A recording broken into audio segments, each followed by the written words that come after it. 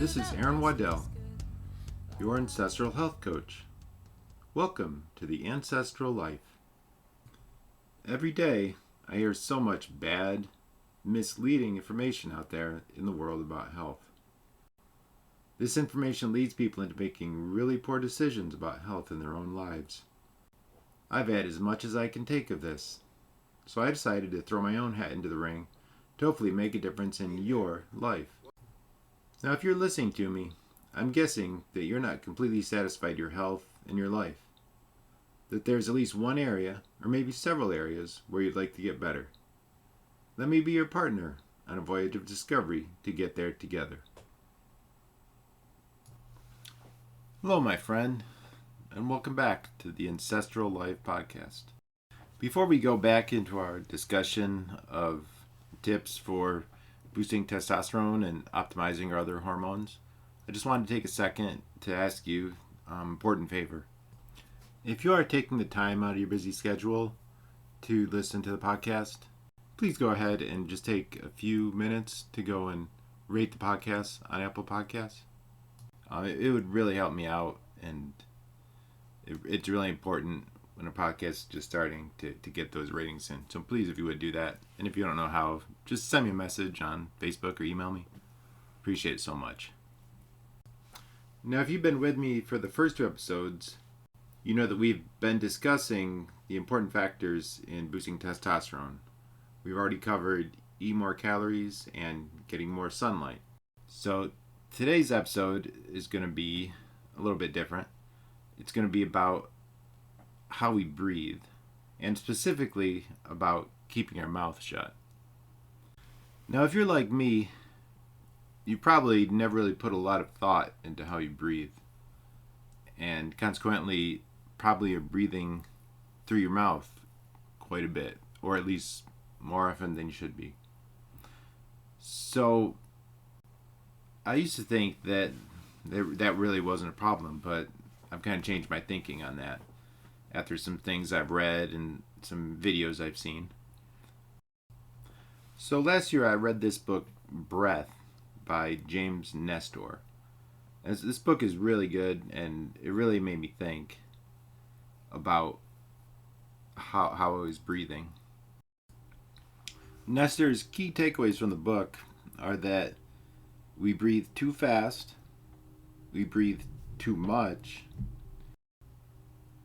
and that we offload too much CO2 when we breathe. The reality is that we tend to think of CO2 as a waste product and really not having any benefit. But the thing is that actually having CO2 in our bodies is very beneficial. And without this gas, our bodies have to work harder to actually get oxygen. The presence of the CO2 tells us that we need to breathe. And he gives a vivid example, James does, about what happens when we only mouth breathe. He actually did a month-long experiment where he actually taped his nostrils shut, which he says is just as uncomfortable as it sounds. And the results he had from this experiment were dramatic. He gained weight. His sleep apnea increased from non-existent to like several hundred instances a night, or even thousands. And he developed some degree of insulin resistance when he had none before. So, and he was so thankful to end the experiment that he swore he would never breathe through his mouth again. So even though you may have grown up thinking that mouth breathing versus nose breathing wasn't such a big deal, and that breathing through your nose wasn't that important, but it's really shown to have amazing effects in reducing sleep apnea and insulin resistance and things like that. And one thing I actually found out, and this is something that you might want to pay attention to if you're a person who ever has to go to the bathroom in the middle of the night. That a big reason why you have to do that is because of mouth breathing. And you may find that if you do tape your mouth shut, that need will go away. That it's not like you get to 40, 50 and your bladder just shrinks to nothing and you can't stay in bed all night. But it's actually about your breathing. So I thought this was really crazy, but I think it's really true because I make a conscious effort to breathe through my nose all the time, and I never get up in the middle of the night to go pee. So it's just something you might want to try. I highly recommend it, and see if it helps your sleep and helps your hormones as well. From reading that book, I also became familiar with this breathing expert, Patrick McKeon. And he has some videos on YouTube that are really, really informative and beneficial. And according to McKeon, he says nasal breathing is the secret to health. Advantages he lists, he says that it boosts nitric oxide, improves insulin resistance, and reduces inflammation. And if you know about nitric oxide in the blood improves the circulation. You'll see there's like supplements that claim to increase nitric oxide. But just this one little act of breathing through your nose can dramatically impact the level of nitric oxide in your blood. From Nestor's book, I also learned a couple of tricks that I'd like to pass on to you. These have really helped me a lot in several ways. The first one is a trick that McKeon demonstrates on YouTube. You can find it if you look. It's called Batico breathing. And this Batico breathing was created by a Russian physiologist by the name of Konstantin Batico. And in it, you pinch your nose shut and nod your head either up and down or back and forth for basically as long as you can.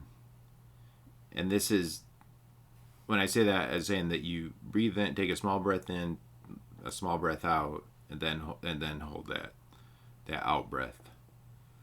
And this technique is really powerful for clearing congestion.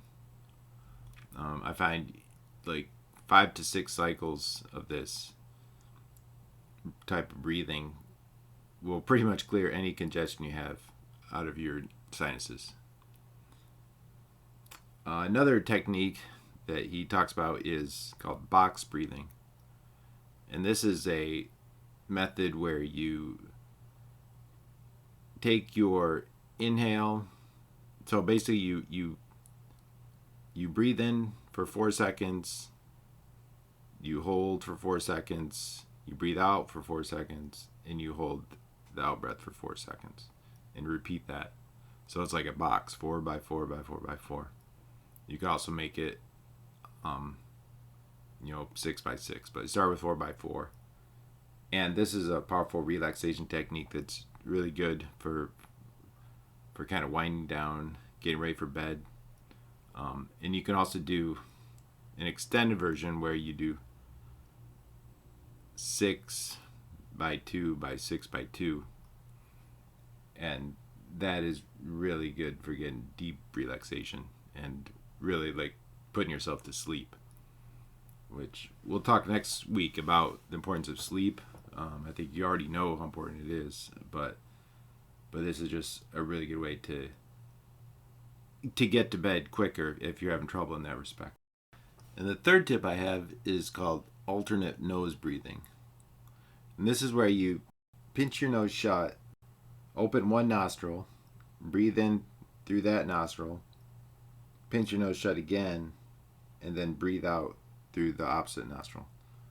So this is how it goes. So you pinch your nose, you open up the left nostril, breathe in,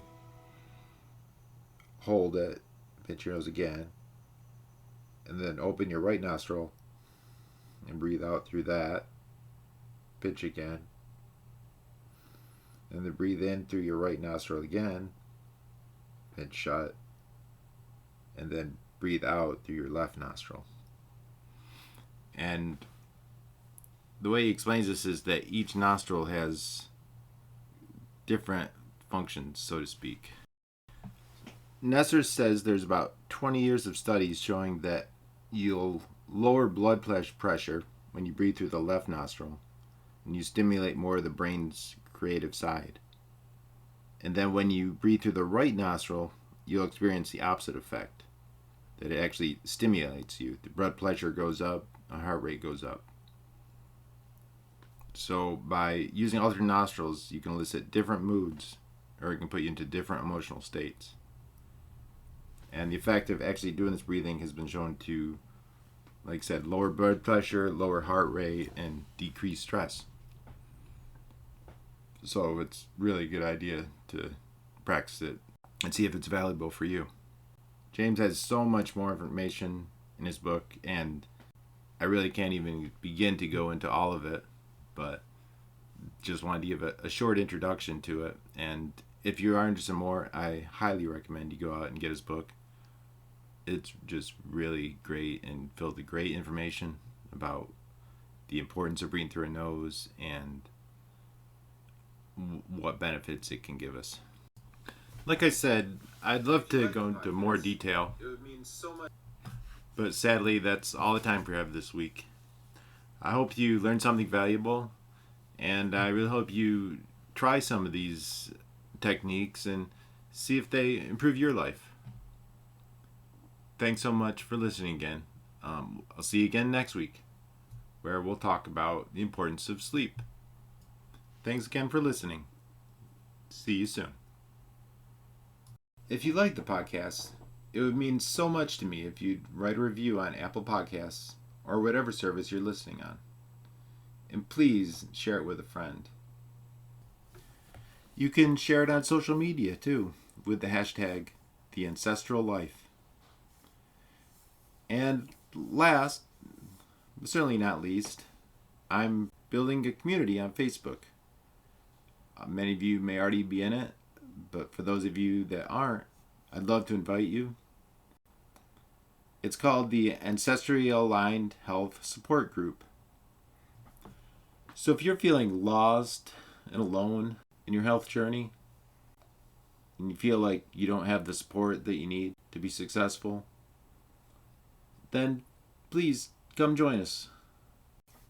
I just want to do everything I can to help you through the difficult times and cheer you on for your successes, commiserate with your setbacks, and just in general be a good friend.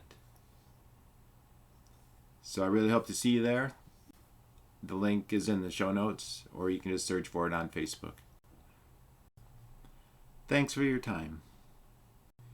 In the words of the incomparable Wim Hof, all the love, all the power.